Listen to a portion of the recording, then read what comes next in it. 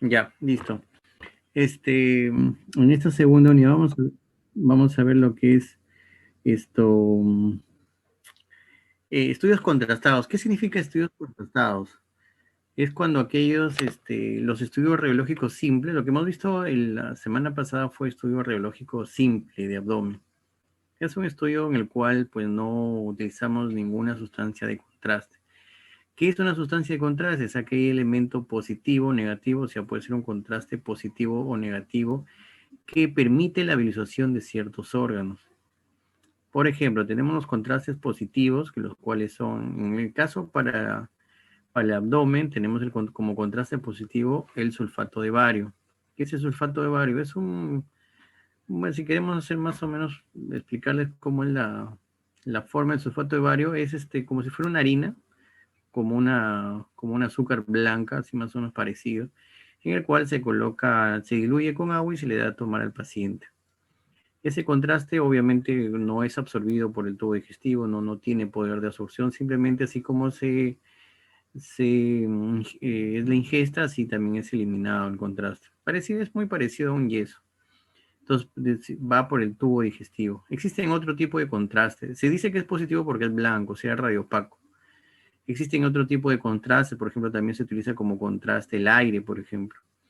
Se hace que el paciente degluta aire o en el caso del colon se coloca un enema con aire y eso también sirve como elemento de contraste negativo, si es rayo lúcido, es negro en otras palabras. Este, mm, Eso es en cuanto a radiografía simple, pero también existen contrastes que son endovenosos, como el yodo, por ejemplo. El yodo muy utilizado tanto en tomografía. El yodo es por vía endovenoso. Y es a rayo opaco también. Y en resonancia que se llama gadolinio, que es otra sustancia en contraste.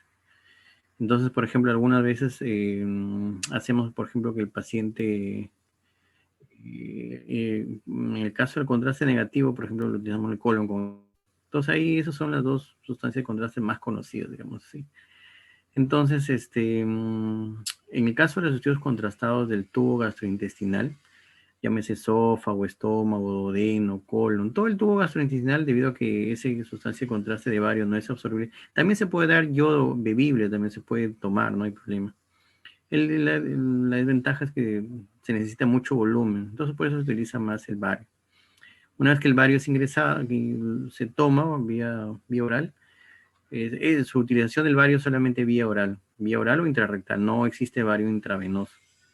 Entonces una vez que se toma el contraste, esto se va deglutiendo, va pasando por las vías, por el tubo digestivo y se elimina. Entonces eso permite la visualización de algunos órganos. El primer órgano, obviamente, para poder visualizar sería el esófago, ¿no? El esófago que sería el primer, como es el primer trayecto del tracto gastrointestinal, pues es el primero que se va a visualizar en un estudio contrastado. Entonces vamos a empezar por el esófago. El esófago se desarrolla desde la cuarta semana de vida fetal, es una estructura tubular, ya ustedes lo conocen, de más o menos 20 a 24 centímetros, tiene como esfínter superior el músculo cricofaringeo y abajo el cardio, ¿no? Y estos esfínteres evitan el reflujo. Tiene una porción cervical y una porción torácica, ¿no? La porción cervical es un tubo prácticamente. Y recuerden que tiene mucosa, su mucosa muscular y no posee serosa. Es uno de los elementos del tubo digestivo que no posee serosa. Se une con el estómago a través del cardias, que es más o menos como un esfínter, ¿no? Un falso esfínter que no permite el reflujo de contenido del estómago hacia el esófago. Está cubierto por epitelio, como les mencioné, tiene músculo estriado, tiene una parte que es músculo estriado y otra parte que es músculo liso. La parte del músculo liso es el tercio superior y los 2 tercios inferiores el músculo estriado. No, tiene sus divisiones, esófago cervical, esófago torácico, esófago abdominal. Y esta es la representación del esófago. ¿Qué nos permite visualizar la sustancia? El esófago, por una radiografía simple, no es posible visualizarlo. O sea, no se puede ver debido a que prácticamente es un tubo virtual. Pero cuando utilizamos la sustancia de contraste, ahí se puede visualizar. ¿Qué es lo que vamos a encontrar en el esófago? Pues algunos segmentos, ¿no? Por ejemplo, en el esófago cervical vamos a encontrar algunas, debido a que es un tubo flácido, debido a que el esófago es un tubo flácido, un tubo blandengue, no tiene mucha dureza, por ejemplo, como la tráquea.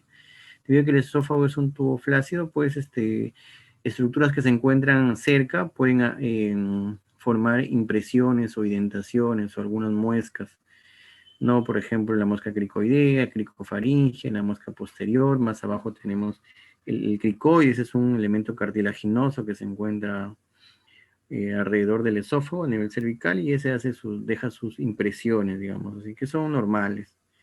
También tenemos a nivel del tórax, por ejemplo, esas impresiones que marca ahí el láser, son impresiones del callado aórtico, del corazón, no son indentaciones normales, que hay que conocerlas para no confundirnos con alguna patología, porque las patologías se ven así, muy parecido a eso.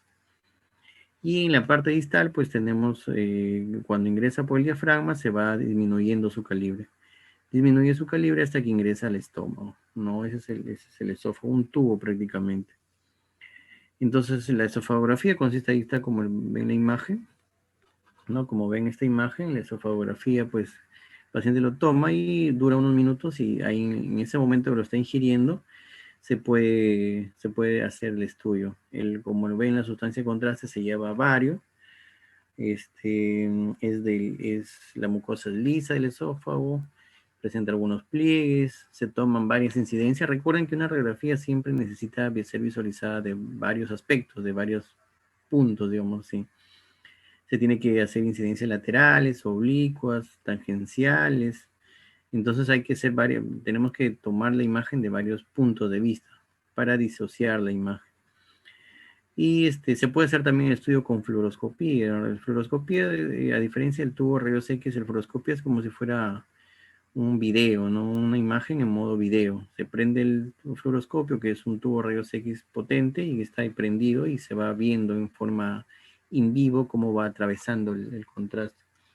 Entonces la fluoroscopía es como si fuera un video, ¿no? Un video del esófago. Se utiliza en algunos casos, sobre todo para ver trastornos de la motilidad. La fluoroscopía, repito, la fluoroscopía es para ver trastornos de la motilidad.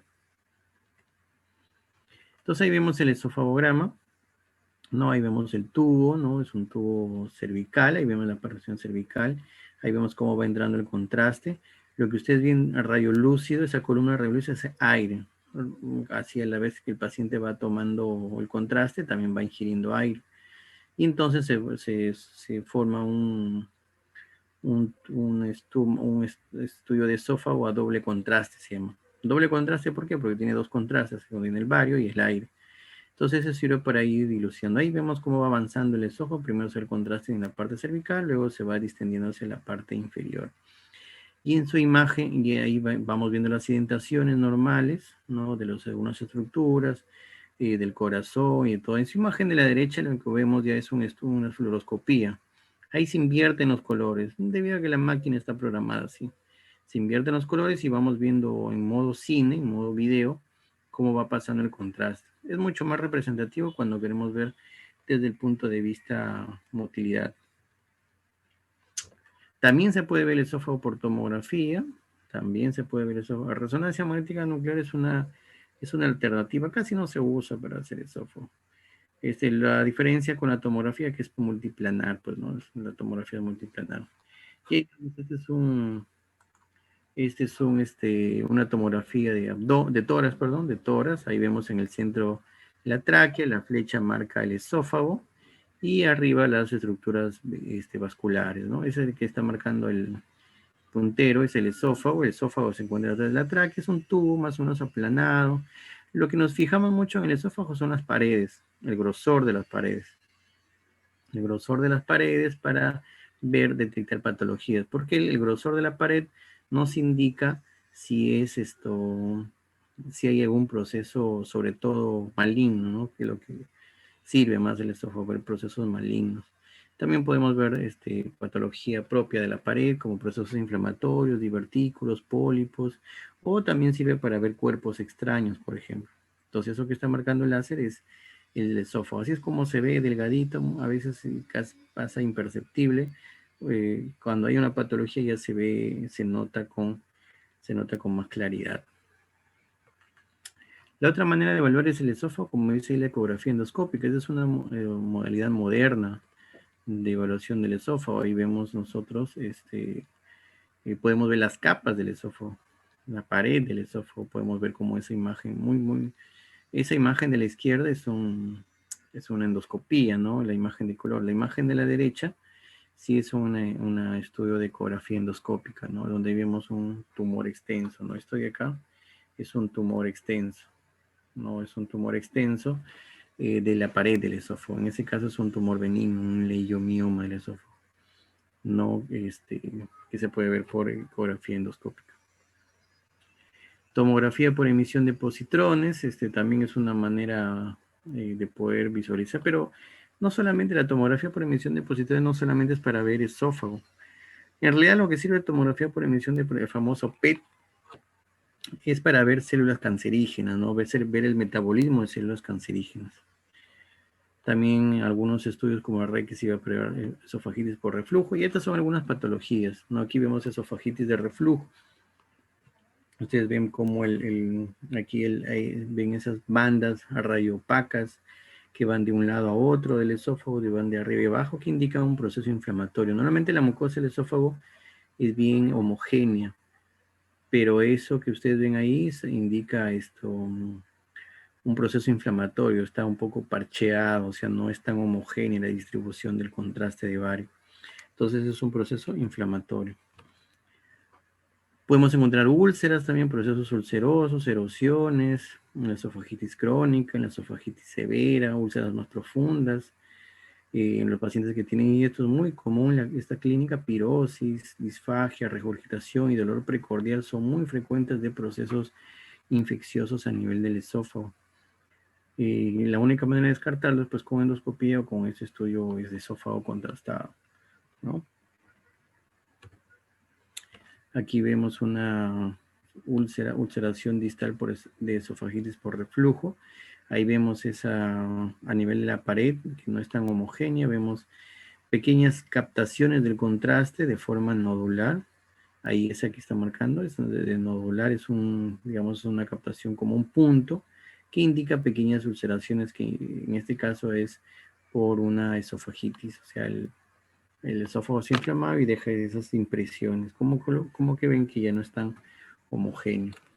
Ahí vemos una esofagitis crónica por reflujo, ahí muy parecida a la que les mostré anteriormente, ¿no? En ese caso, perdón,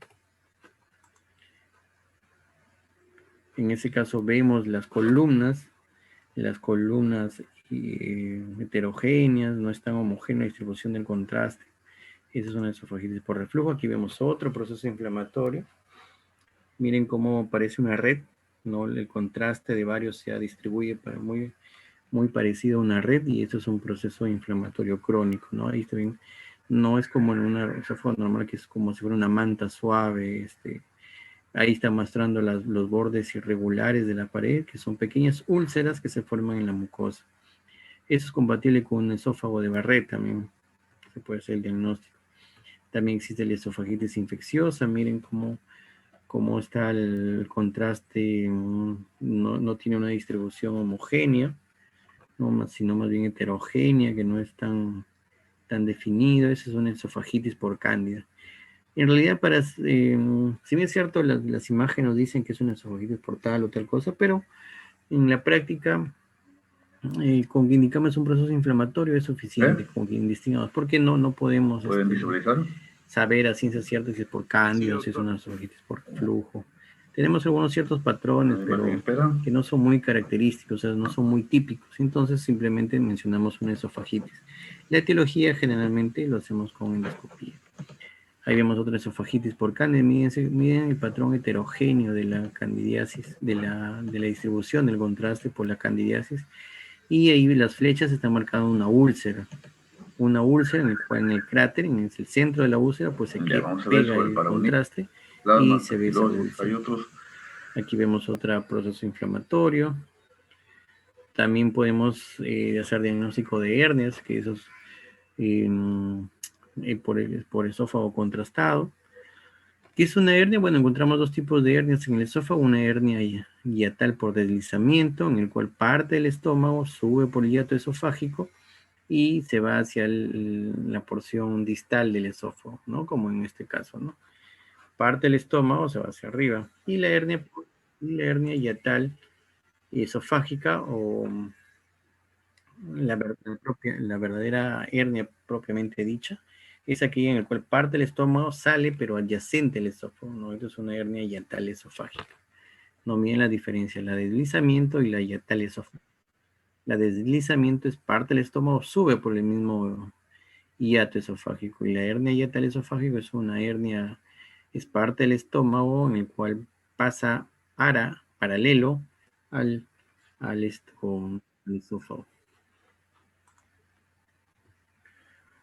Miren cómo esto es una hernia hiatal, mira, está marcando el cuello de la hernia y parte del estómago pasa prácticamente el tórax, ¿no? Parte del estómago, ahí vemos una hernia por deslizamiento, miren cómo parte del tórax, la mucosa del esófago, del estómago, atraviesa el diafragma y parte del estómago se va hacia la cavidad, torácica, ¿no? Hacia el tórax. Entonces es una hernia, hernias diatales. Otra patología más común son también los divertículos. Divertículos, ¿qué es un divertículo? Es un saco, ¿no? Es una debilidad de la pared en la cual se forma una especie de saco. Es como si fuera un aneurisma, digamos, del esófago, ¿no? Sale una protrusión de la pared. Entonces encontramos diferentes divertículos, divertículos de tracción, divertículos de pulsión, divertículos cervicales, divertículos intramurales. ¿Y cómo se ve un divertículo? Pues aquí vemos el contraste, ahí tenemos el contraste entre poliesófago y todo ese saco es el gran divertículo. No es un divertículo extenso, dependiendo de la localización, en ese caso en la región cervical es un divertículo de Zenker. En el otro lado vemos también divertículos, pequeños divertículos intramurales de tracción dependiendo de la zona donde se encuentran, ¿no? Esos más o menos están en el tercio medio y ese es el divertículo, son unos saquitos, digamos unas protrusiones, un saco, una bolsa, como ustedes lo quieren llamar, de la pared del esófago. En ese caso estamos en divertículo de Zenker, que es por ejemplo, ahí se puede, el peligro de estos divertículos es que se pueda romper porque tiene la pared muy débil. Entonces puede romper un divertículo y causar una mediastinitis, un proceso inflamatorio a nivel del mediastino. Lo otro es que esos divertículos a veces almacenan comida. O sea, un paciente come y se queda almacenada comida ahí. Esa comida hace putrefacción y puede el paciente presentar halitosis, eso se puede infectar, formar abscesos. Entonces es el inconveniente de esos divertículos.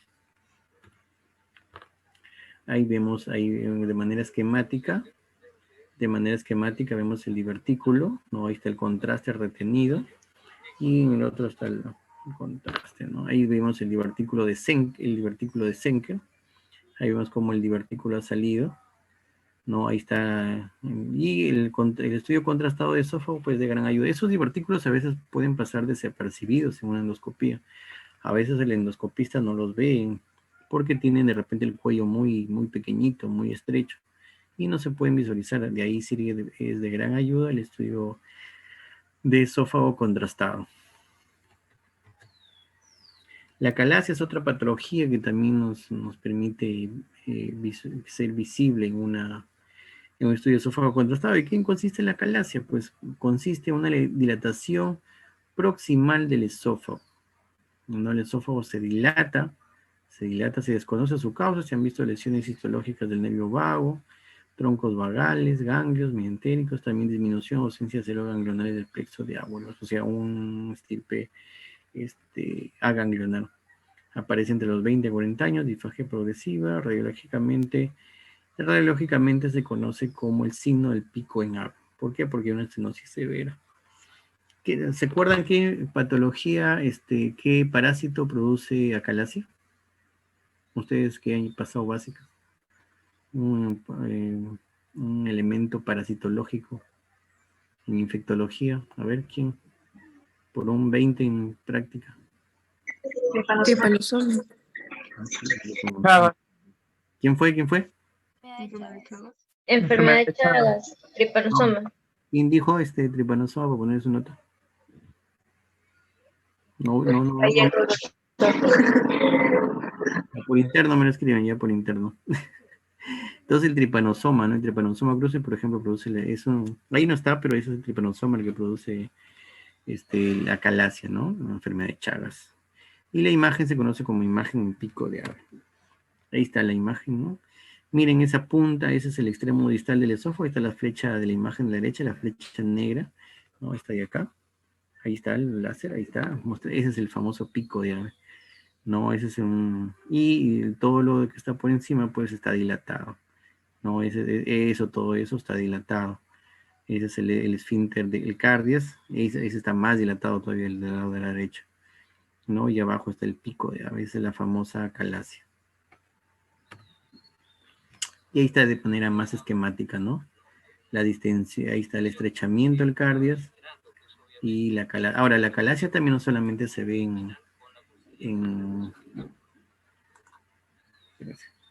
no solamente se ve, también se puede ver por neoplasias, ¿ya? Neoplasias de la unión del cardias.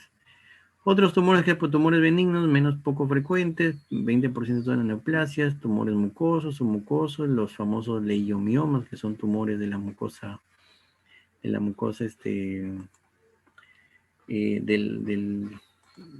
músculo liso. Menos frecuentes los lipomas, hemangiomas y hemartomas, que son un poco raros, ¿no? Clínica, bueno, en realidad el estudio de esófago contrastado está indicado en cualquier paciente que tenga una disfagia. ¿Qué es una disfagia? Es una dificultad para pasar alimentos, tanto sólidos, hay algunas disfagias que son netamente a sólidos, otros netamente a líquidos, pero cualquier disfagia está indicado un estudio de esófago contrastado. También una endoscopía puedes pedir, también puedes pedir un estudio de fluoroscopía de esófago, en fin, cualquiera de esas patologías está indicado un estudio de esófago contrastado. No es muy difícil de realizarlo en realidad. A ver, se me pasó. Acá otro estrechamiento. Esto, ahora la clase también se puede decir por un tumor. ¿Cómo evidenciamos un tumor? Ahí está, vemos, por ejemplo, ese es un tumor, una neoplasia, a nivel del cardias, ¿no? Un engrosamiento. ¿Cómo vemos una neoplasia? Una neoplasia básicamente es un engrosamiento de la pared. ¿Y qué llamamos un engrosamiento? Aquello que está por fuera de lo normal, o sea, aquello que está la pared no es tan, normalmente la pared del esófago puede estar entre 4 o 5 milímetros, pero ya más de eso, ya 8 o 10 milímetros, ya sospechamos un proceso neoplásico. También tenemos, por ejemplo, lesiones polipoides. Mira, ese es el extremo distal del esófago, ¿no? Lesiones polipoides intraluminales, o sea, dentro del lumen del esófago. Ahí está marcando el puntero. Ese es el esófago y ahí viene el contraste y ahí está el pólipo, ¿no? Una lesión polipoide. Que puede ser un pólipo benigno, maligno, puede ser un pólipo adenomatoso, como puede ser también un pólipo carcinomatoso, que podría estar originando una neoplasia. Entonces, eso, por ejemplo, la clínica va a ser simplemente una disfagia o una dificultad para pasar alimentos. Y ahí vemos, ese es un leiomioma, ¿no? Las imágenes de la derecha, la imagen de color en el centro es una endoscopía, perdón.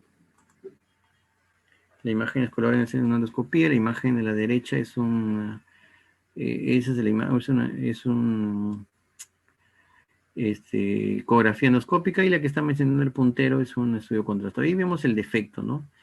Bueno, podemos más o menos tener una idea de si eso es benigno o maligno cuando vemos los bordes, ¿no? El leiomioma, pues, es un tumor benigno, ¿no? De la pared del músculo, de la pared lisa, de la pared del muscular lisa, ¿no? Ahí podemos ver las capas con el estudio endoscópico. Hay otro leiomioma de esófago. Tumores malignos. ¿Cómo se ven los tumores malignos? Tienen una característica especial los tumores malignos. Los tumores malignos, su característica es que, ¿en qué nos fijamos nosotros? En el borde, en los bordes. Siempre cuando queremos hacer diagnóstico de neoplasias, nos fijamos mucho en el borde. O sea, el borde es irregular. La mayoría de tumores malignos, no todos, pero la mayoría de tumores malignos tienen bordes irregulares, bordes abruptos, bien definidos, mucosa irregular, ulcerada o nodular. En ese caso vemos ahí está el puntero enseñando una estenosis. Y esa estenosis obviamente es porque ha crecido mucho la pared, se ha engrosado y deja pasar solo un filito de contraste. Entonces eso prácticamente es un diagnóstico de neoplasia, ¿no? Ahí vemos las flechas negras y la flecha blanca que está indicando solamente un hilito pasa de contraste, es casi nada, ¿no? Entonces eso se debe debido a que la pared está engrosada y de forma irregular. Ahí vemos otro, ¿no? Otro, bordes irregulares. Ahí vemos otra neoplasia, ¿no? Bordes lobulados, perdón. Bordes lobulados, ahí está el puntero señalando el borde. Siempre nos fijamos mucho en el borde. Si ese borde es muy liso, puede ser un leiomioma. Pero si ese borde es muy irregular, muy, muy denso, tiene muchas estriaciones, sospechamos en una neoplasia. Ahí vemos, esta es otra imagen típica de una neoplasia, ¿no? De una úlcera neoplásica. Ahí vemos el contraste como ingresado y vemos el borde irregular. Eso es más característico. Eso, por ejemplo, es muy típico de una neoplasia de esófago.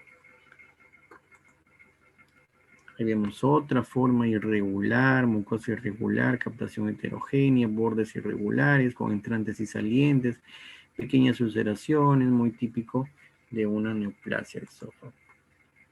Otra neoplasia, un adenocarcinoma, es una masa polipoidea ulcerada, no irregular, que distiende el esófago proximal, pasa con a duras penas el contraste, con úlceras, ahí que está marcando el puntero, y eso es una neoplasia. Y ahí vemos en tomografía, como se les decía, que ahí vemos cómo se ve, ese es el esófago, ¿no? Detrás del corazón, y vemos cómo se ve una neoplasia. Nos fijamos mucho en la pared. Engrosamiento severo de la pared, leve de la pared o mediano de la pared, nos indica un proceso neoplásico por lo general. También puede ser un proceso inflamatorio, pero es de los menos comunes, ¿no? Y vemos como parece una dona el esófago, ¿no? Bastante ensanchada, y en el centro está la luz. En el centro está la luz del esófago. Ahí vemos otra neoplasia, miren en el lado de la izquierda, donde están las flechas negras, ¿no? La pared engrosada por un lado, en el otro lado se encuentra fino. Y en su imagen de la derecha también vemos el ensanchamiento de la pared del esófago, ¿no? Que sugiere una neoplasia. A ver. El esófago pediátrico también se puede evaluar. Ahí, por ejemplo, bueno, en el esófago pediátrico, ahí sí tenemos una característica importante, porque la evaluación del esófago se puede ver en este caso, por ejemplo, vienen acá. Este de acá. Este es el tubo del esófago. Bueno, está por atrás, no ayuda mucho, pero en la radiografía lateral sí vemos el esófago descendido, que generalmente cuando lo vemos de aire, nosotros sospechamos de una patología congénita, es decir, de atresia esofágica. Entonces, el esófago normalmente nunca lo vemos lleno de aire. Cuando está lleno de aire hay que pensar de una atresia esofágica. Y le damos contraste igual al niño, le ponemos un poquito de bario y lo disolvemos con leche, le damos de tomar y el niño comienza a tomar su biberón y como podemos ver el esófago. Hay otro esófago, la posición neotraqueal. También podemos ver las famosas fístulas traqueoesofágicas. Ahí vemos una hernia y tal, congénita obviamente, porque es un niño. Ahí ha pasado parte del estómago hacia la cavidad gástrica, hacia la cavidad torácica. Y también podemos visualizar pues los famosos niños alcancía, ¿no? Los que se alucinan ahorradores desde niñitos y se comienzan a tragar las monedas, ¿no? Ahí tenemos los cuerpos extraños. Obviamente que el cuerpo extraño tiene que ser radiopaco para que sea visible en una radiografía de simple, ¿no? Ahí vemos la moneda que se ha quedado a nivel del esófago cervical. Elementos como madera o plástico, pues no van a ser posibles visualizar en una radiografía de tórax o de abdomen, ¿no? Recuerden que tiene que tener alta densidad para poder visualizarlo. Ese es en el caso de los niños y las monedas en el caso de los niños que se creen alcancías. Y bueno, también, como les mencionaba, la imagen radiolúcida que nos indica procesos congénitos. Bueno, ¿preguntas hasta acá? ¿Alguna pregunta?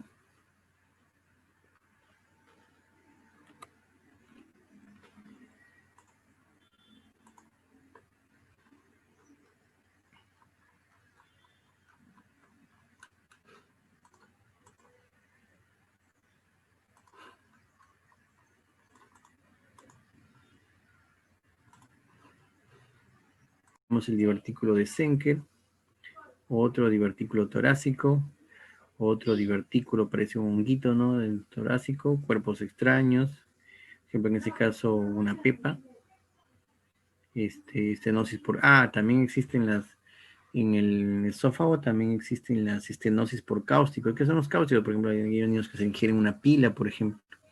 Las pilas, tienen una sustancia muy corrosiva que pueden dañar la mucosa gástrica. Y se produce se daña el esófago con el tiempo. Aquellos niños que se ingieren lejía, por ejemplo, lo que ocurre se produce una estenosis del esófago.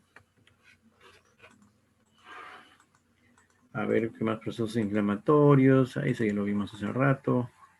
El esófago de Barrett, miren, lo que produce es esta pequeña úlcera a nivel del esófago por cándida, aquí lo vimos, esofagitis por candidiasis, ¿no? La pared muy irregular, esofagitis por herpes también existe, la pared muy irregular, bastante puntiforme, varices esofágicas en el contexto de un paciente con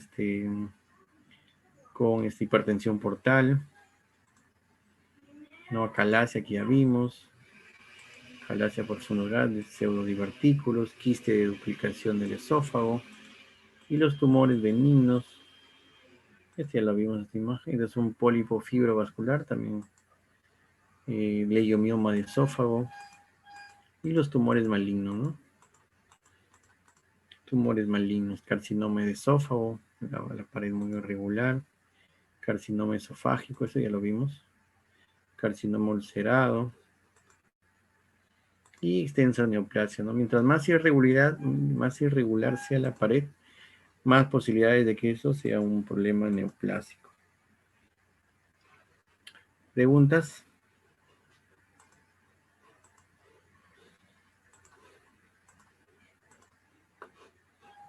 En realidad,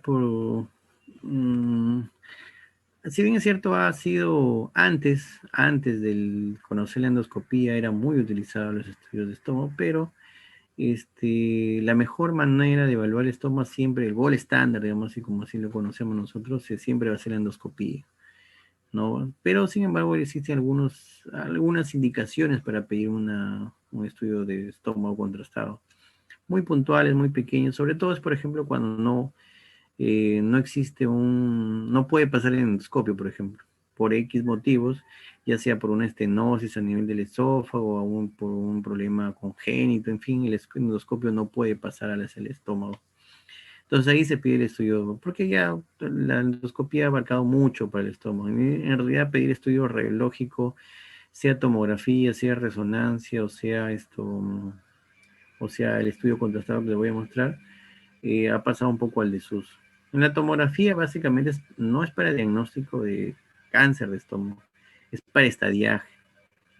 Las neoplasias principales, las neoplasias del estómago iniciales, carcinomas in situ, es básicamente diagnóstico con endoscopía. Por eso es que no abundamos mucho en esto. Pero sí, en el caso de la tomografía es para estadiaje. En el caso del estómago contrastado es casos puntuales cuando el endoscopista no puede pasar el estómago por N motivos.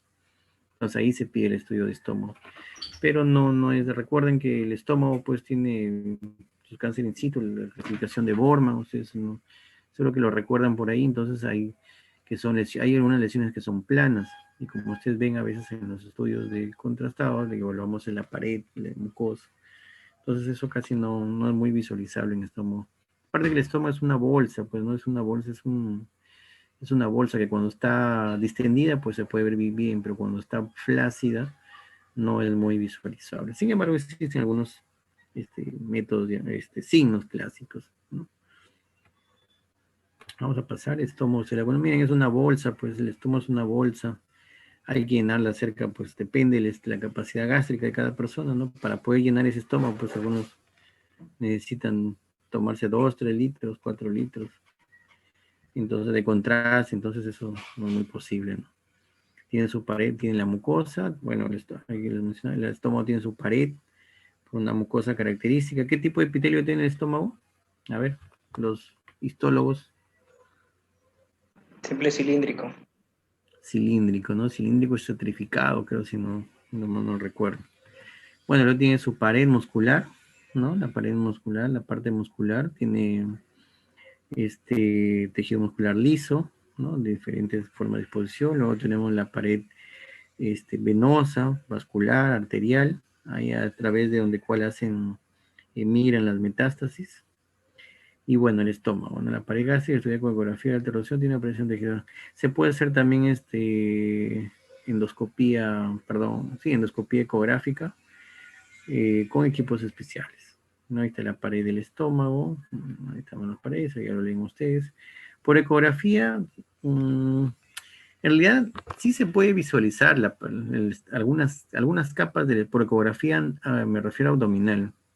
Ya no la ecografía endoscópica. La ecografía endoscópica quiere decir que es como un endoscopio, pero en vez de tener una lente de video, tiene una lente ecográfica.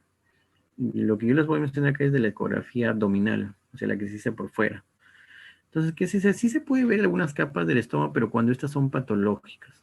Cuando son normales es bien difícil ver porque el estómago está lleno de aire. Recuerden que el aire es el peor enemigo de la ecografía. Lo que sí se puede ver en algunas ocasiones, dependiendo del tipo de paciente, el ecógrafo que tú utilices, es la región antral del estómago.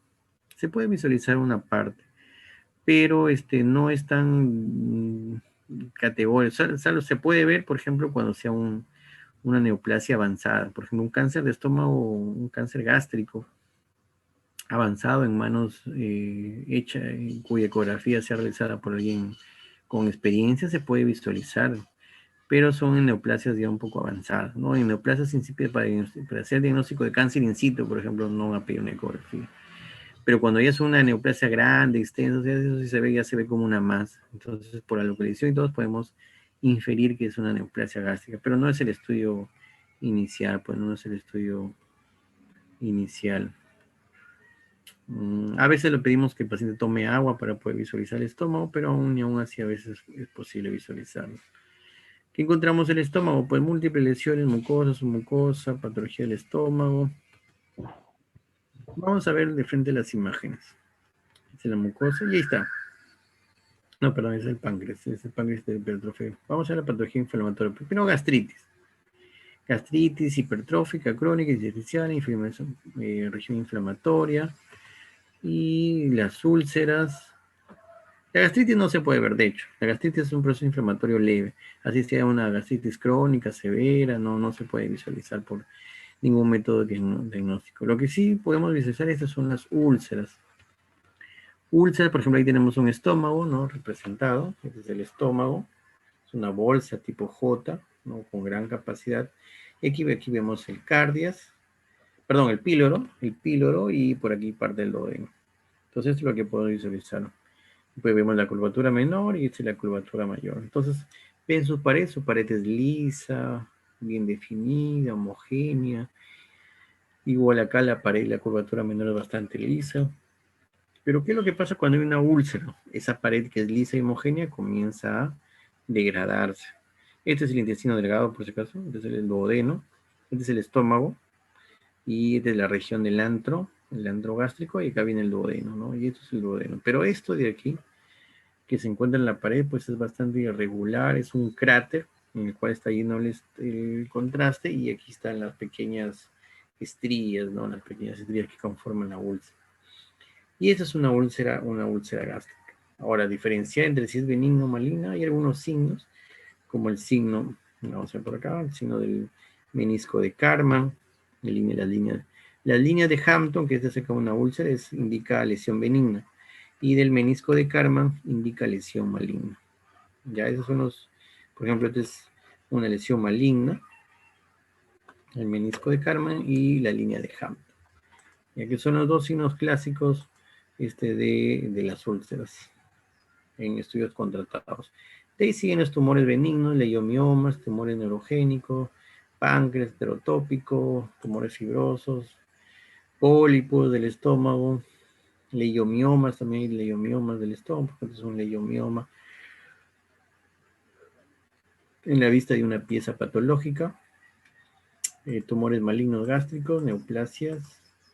Este es el cáncer gástrico, entonces, miren, este es el estómago, de la bolsa del estómago, acá por acá está el antro, y aquí está en la curvatura, esta es la curvatura mayor, y esta es la curvatura menor. Y en el gran centro, una gran úlcera. Un cáncer gástrico acá, una úlcera con de tipo estrella. Este de acá, con estas imágenes revolucionarias, como si fueran las estrías, tipo estrellado. Esta es una neoplasia, esta es otra neoplasia, nos fijamos mucho en la pared. Úlceras y carcinoma, carcinoma ulcerado, carcinoma polipoide. ¿Qué es la linitis plástica? ¿Alguien se acuerda?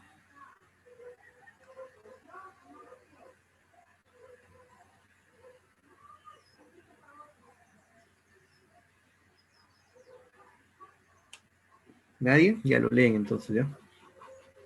Este es un cáncer gástrico temprano, ¿no? Acá esta es la úlcera, ¿no? Acá está en el centro está el cráter y alrededor vienen unas especies de estrías que se llenan de contraste y se ve así. Cáncer gástrico temprano. Cáncer gástrico limitado tipo 1. Claro, en estas imágenes se dirán, pero sí se puede visualizar, sí se puede hacer diagnóstico, porque acá dice cáncer gástrico temprano tipo 2, tipo 1, tipo 2, tipo 2C, tipo 3, o sea, pues, en realidad sí se puede, dirán. En realidad depende de muchos factores técnicos, y ahí el gran, el gran inconveniente. ¿Qué me refiero a factores técnicos? Que depende de dónde se encuentra localizada la úlcera, depende cómo lo realice el tecnólogo. Claro, cuando se ve, de hecho, ¿no? Pero no hace el diagnóstico, es un diagnóstico de sospecha, nomás porque pueden ocurrir falsas imágenes. Entonces, por eso es que no se hace pues un estudio contrastado para hacer el diagnóstico de un cáncer temprano, ¿no? Porque depende de muchos factores técnicos. A veces se puede ver, a veces no, entonces no es un diagnóstico confiable. Si lo ves, es posible que sí sea. O sea, si lo ves, es posible que eso de ahí sea neoplasia. Pero si no lo ves, no quiere decir que el paciente no tenga una neoplasia. No. Entonces su poder de especificidad no es muy alto. Pero si lo ves, sí es muy posible que eso sea una neoplasia. Bueno, también se puede. Este es un estudio endoscópico. Esta es una ecoendoscopía, ¿no? Sí, sí, es la clasificación. Esta es la clasificación de Borman, ¿no? Por ejemplo, este tipo de neoplasia o este tipo de úlcera tipo 4, que eso es plana, ¿no? Por ejemplo, no es difícil de que tú lo puedas ver por una. Cuando hay una úlcera, probablemente sí, porque aquí se mete el contraste y se forman las estrías. Pero cuando no, es bien difícil. Carcinoma polipoide, polipoides en carcinoma gástrico ulcerado, de la curvatura menor. Miren, esta es una neoplasia. Esta es la neoplasia. Por ejemplo, es bien difícil decir que eso sea una neoplasia, ¿no? Porque tiene el mismo grosor que la pared curvatura mayor. Así que es bien poco. Esta sí podría ser, ¿no? Porque casi hay una ulceración marcada, eso sí, básico, una neoplasia. Y en tomografía en realidad, como les mencionaba, no es para el diagnóstico también de cáncer temprano, quizás para avanzado, pero la tomografía, su indicación específica es para ver estadiaje. La resonancia también ayuda mucho para estómago. Una úlcera gástrica maligna, benigna, linfomas también se puede visualizar, pólipos, leiomioma, carcinoma polipoide, ¿no? Entonces el carcinoma polipoide, ¿no? El aspecto irregular. ¿Qué es el síndrome de Solinger-Ellison? A ver, ¿quién se acuerda? A Robbins. ¿Sí, Ryan? ¿Han leído Robbins todavía? En patología. Sí.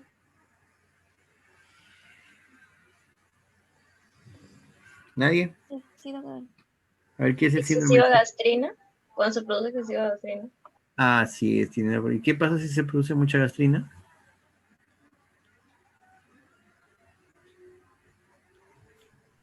Demasiado ácido lo ¿Demasiado qué? estimula la secreción del ácido clorhídrico. Claro, es una acidez marcada, ¿no? Una acidez marcada que hace que se hipertrofien las mucosas y es parte de todo un síndrome, síndrome de Solinger-Ellis. Gastritis hipertrófica, gastritis antral, pareció una neoplasia.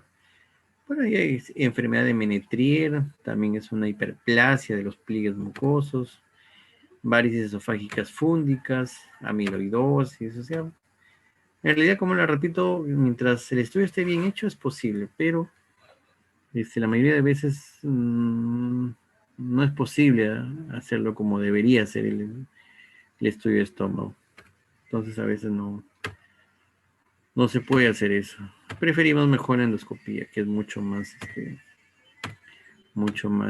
más efectiva. Carcinomas, en fin, hay muchas imágenes que se puede ver, pero como le repito, no es para diagnóstico de cáncer. Y finalmente lo que queremos hacer el diagnóstico de una neoplasia gástrica es un cáncer in situ. En todos los cánceres necesitamos hacer diagnóstico de cáncer in situ. Pues una neoplasia, digamos, desde el punto de vista práctico y extensa, ya no nos sirve de mucho porque no hay mucho que hacer por el paciente. Pero cuando es un cáncer reciente, obviamente que se puede hacer mucho por el paciente. Por eso es que el diagnóstico inicial para el estudio de estómago es una endoscopía. No vayan a pedir estudio contrastado para el diagnóstico de cáncer de estómago inicial. Cuando es avanzado, ya, pues eso ya lo ve todo el mundo, ¿no? ¿Preguntas en estómago?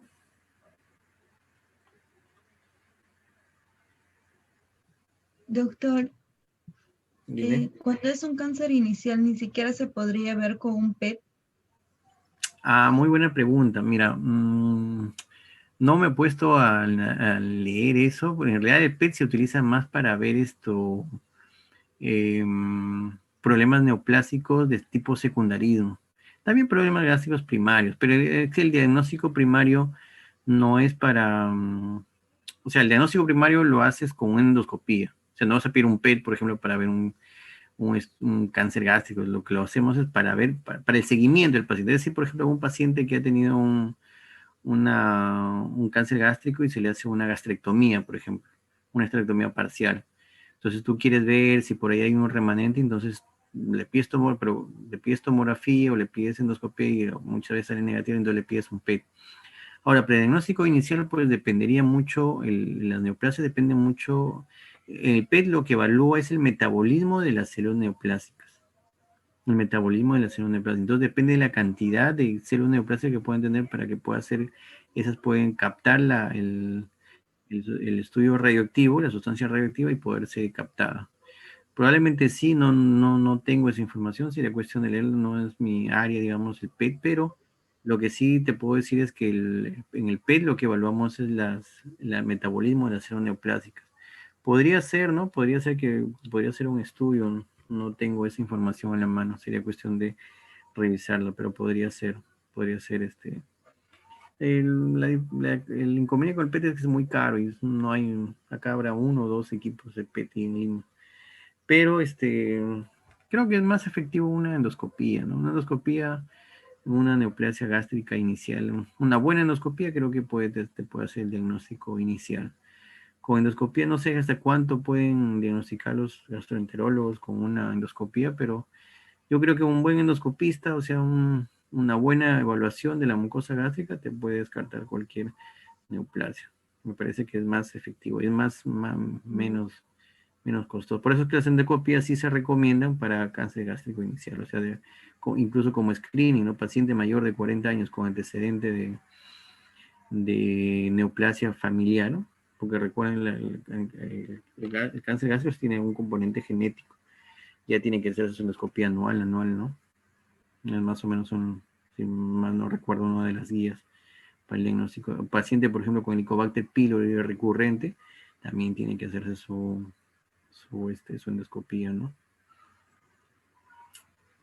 Sería cuestión de revisar, a ver si el PET podría ser como diagnóstico inicial o de cáncer gástrico. ¿Alguna otra pregunta?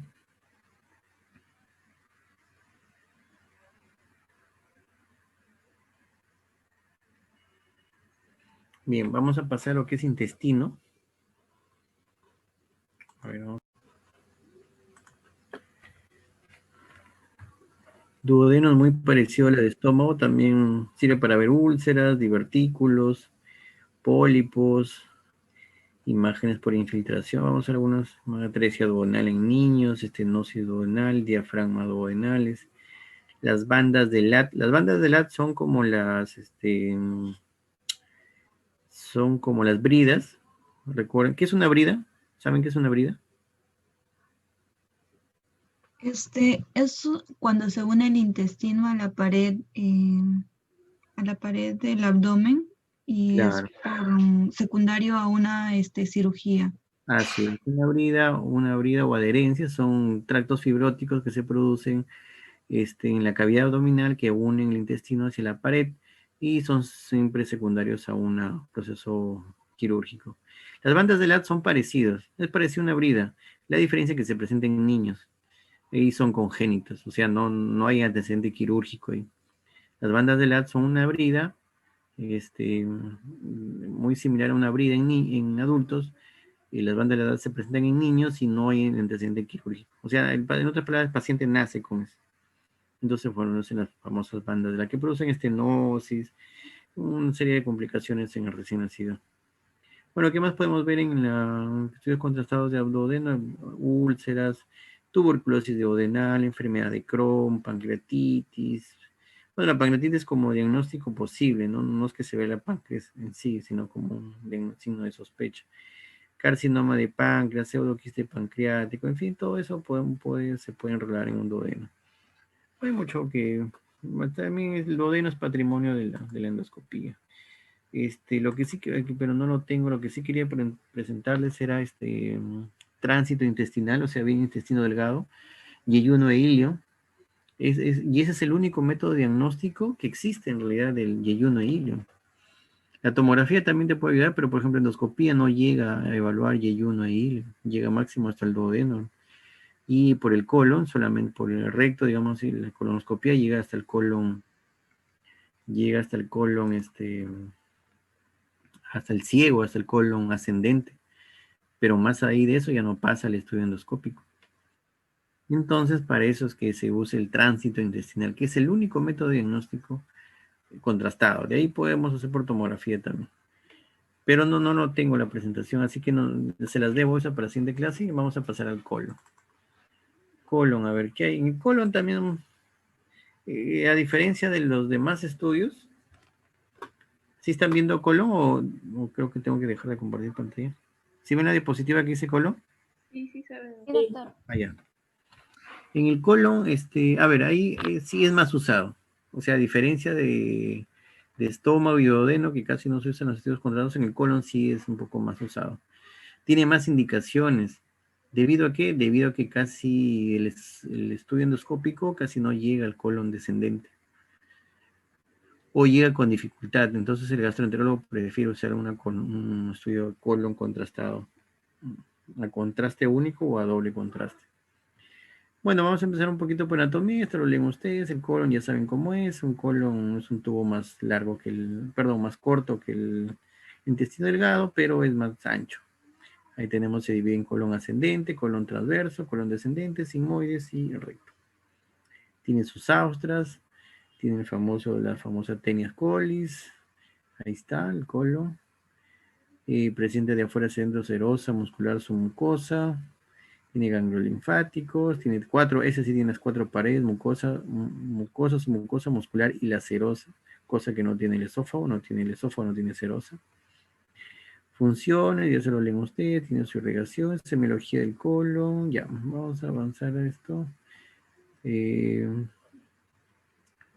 es lo que vamos a encontrar? Diagnóstico por imagen, ya, aquí vamos a empezar.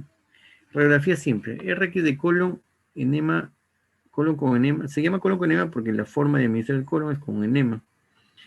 Y el relleno completo, sea completo solamente con bario o a doble contraste. ¿Qué quiere decir a doble contraste? Es cuando se colocan las dos cosas, se coloca aire y bario. O sea, las dos cosas se encuentran. ¿Para qué? Con la finalidad de poder distender la mucosa. Mientras más distendido esté el colon, mucho mejor. También se puede hacer por ultrasonido endoscópico, tomografía y por resonancia.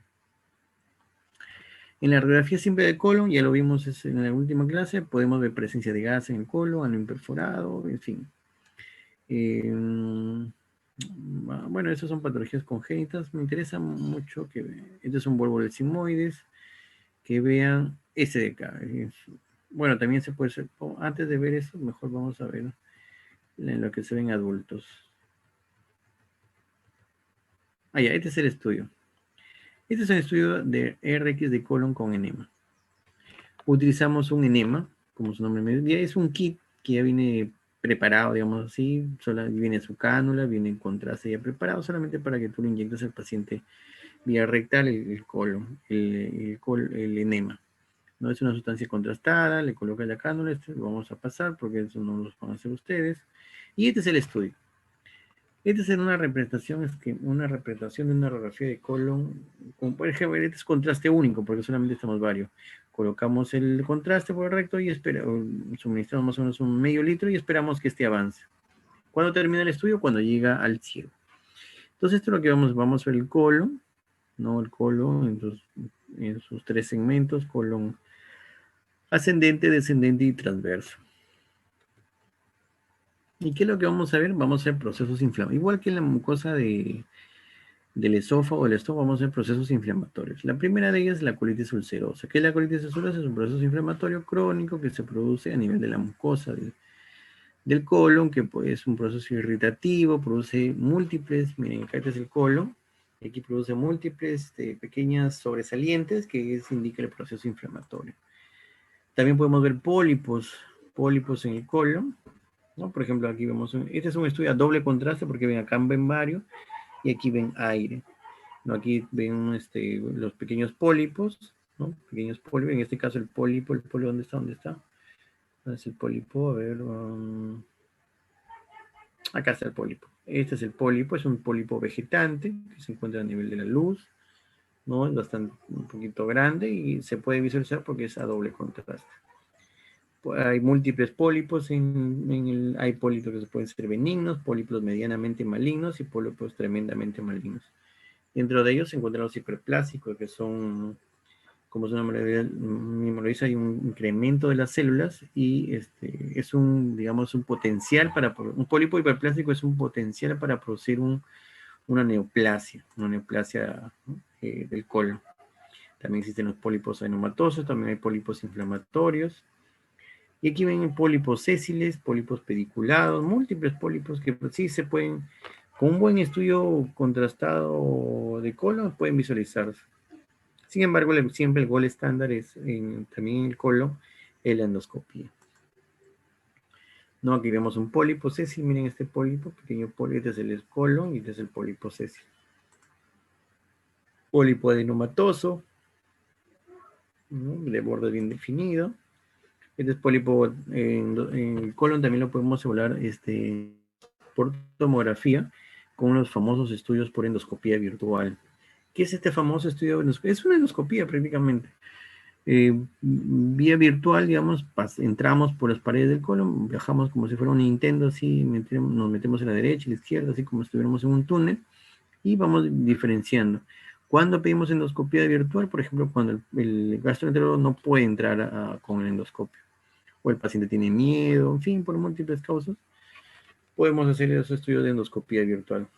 No son muy solicitados, pero en realidad sí tienen bastante, se utiliza bastante radiación, también es una limitante. Pero ayuda mucho en realidad. Y sobre todo necesita necesita un software especial también para hacer eso. Pero sí se puede hacer. En el regional, por ejemplo, hacemos endoscopías virtuales, colonoscopías virtuales, en el Mansor creo que también. Pero los médicos más les gusta creo que hacer colonoscopía, ¿no? Que es, aparte de que en la colonoscopía, aparte de ser diagnóstico, también puede ser terapéutico, porque a través del colonoscopio tú puedes cortar ese pólipo. Los divertículos es la inversa de los pólipos, ¿no? Los divertículos son pequeños sacos que salen, así son como pequeños granitos, digamos así, pequeños saquitos que salen de la pared. Y estos divertículos pueden romperse y producir las famosas diverticulitis, donde se presentan con más frecuencia a nivel del colon sigmoides. Ocasionan dolor, muy parecido al dolor a una apendicitis. La diferencia es que se autolimitan, por lo general no se complican tanto. Digamos, una apendicitis pues, puede ir a peritonitis y todo, ustedes ya saben, pero los divertículos generalmente se autolimitan solos, porque son muy pequeñitos, son pequeños rupturas del colon rara, que se rompen y producen una especie de proceso inflamatorio y dolor. Rara vez he visto divertículos que se han comprometido mucho. O sea, tendría que ser un divertículo grande, porque lo que hace es romperse y elimina todas las bacterias que se encuentran en el colon, pues, ¿no? Felizmente, gracias a Dios, la mayoría son pequeñitos y se autolimitan, pero en algunos casos sí han llegado a formar abscesos muy grandes. Ese es un estudio de colonoscopía de un divertículo, de varios divertículos, y un estudio contrastado doble sí se pueden visualizar. Mira, estos son los divertículos, múltiples divertículos, divertículos.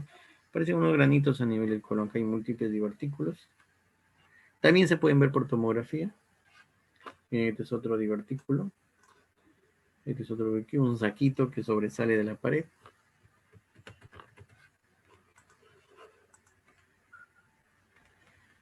Y el cáncer de colon, ¿no? Cáncer de colon, ¿de dónde se presenta con mayor frecuencia el cáncer de colon? Acá están los porcentajes. Mayor frecuencia, el 60%.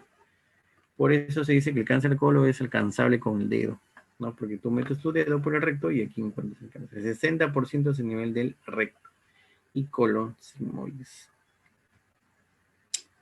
Bueno, ahí están los diferentes tipos. ¿Y cómo se ve la imagen? Esta es la imagen típica, clásica, muy preguntada en exámenes. ¿Cómo se ve el cáncer de colon por estudio contrastado, con estudio con enema de colon? Es la imagen de mordida de manzana. Y se parece, miren, es una mordida como si fuera una mordida de manzana. Este es otro cáncer. Como si fuera una mordida, es bastante irregular la mucosa. Acá otra de acá creo que se ve mejor. La imagen de mordida de manzana. Típica, clásica. A ver, esta imagen, por ejemplo, es diagnóstico prácticamente cáncer de colon. O sea, ahí no hay vuelta que darle. Ahí no necesito endoscopía, nada. Ahí aparece la tomografía, hacer estadiaje nomás. Pero esta es la famosa imagen, la clásica imagen de mordida de manzana. ¿Por qué le pusieron mordida de manzana? Ahí está, pues, ¿no? Se nota. Y también se puede hacer por endoscopía virtual ese diagnóstico. Mira que hay otra imagen, mordida de manzana. No es, no es el signo de Apple, por si acaso. Ya, este es otra mordida de manzana. Y hay otra mordida de manzana. Acá mira, mucosa irregular, cáncer polipoide en flexura esplénica, ¿no? Esta es la inversa, es un tipo polipoide, un adenoma probablemente. Carcinoma polipoideo. Otra imagen clásica, mordida de manzana. Este es un estudio, por ejemplo, se ve así medio blanco y negro, porque es estudio a doble contraste, aire y bario. Aquí mira, esta es otra imagen clásica de mordida de manzana. Otra mordida de manzana. Y se acabaron las mordidas de manzana. ¿Preguntas hasta acá?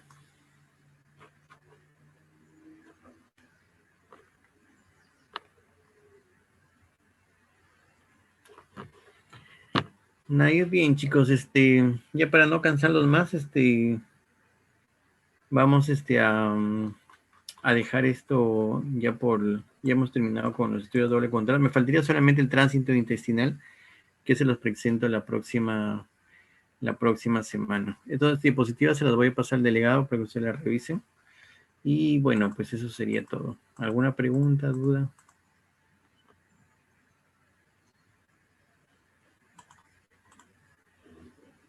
¿Están ahí o no están ahí? Doctor, en el estudio de doble contraste también se puede hacer para el dólico megacolon. Sí.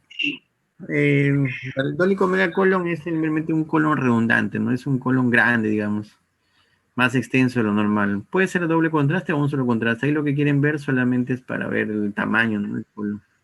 Entonces puede ser sea doble contraste o un solo contraste, no hay problema. Ese contraste que después es eliminado, por si acaso, por el paciente, ya se queda ahí.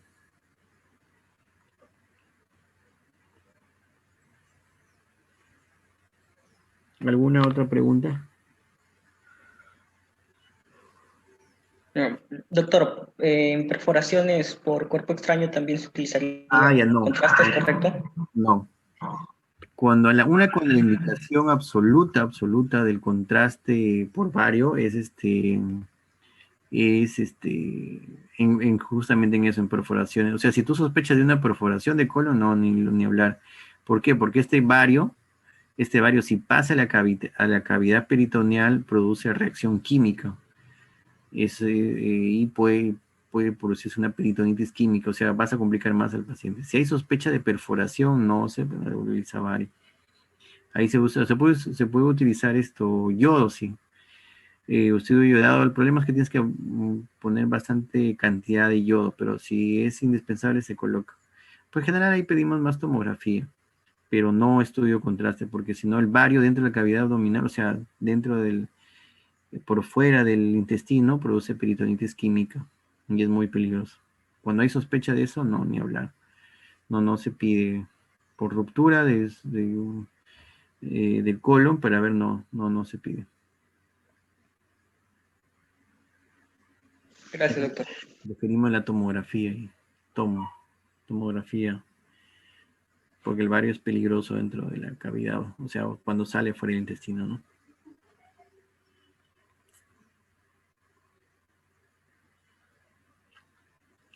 Doctor, una pregunta. Cuando se está inyectando el contraste, ya porque he visto que lo inyectan vía rectal también, Sí. ¿el paciente debe estar sedado o no?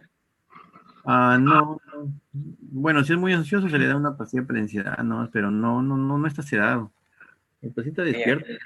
¿Es doloroso el estudio? La verdad nunca me he hecho uno, supongo que sí. Ya. Es incómodo para el paciente, obviamente. Por eso es que casi también no lo piden.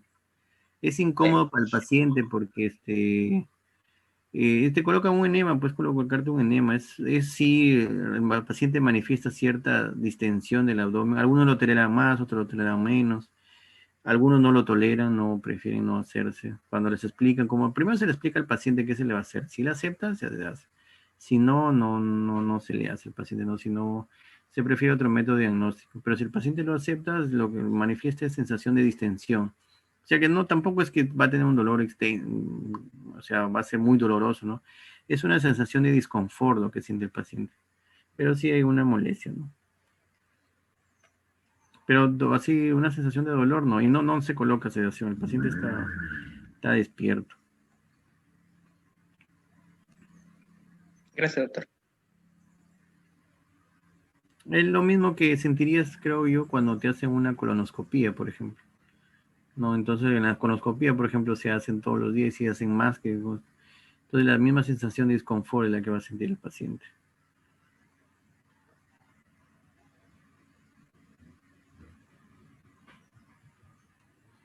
¿Alguna otra pregunta?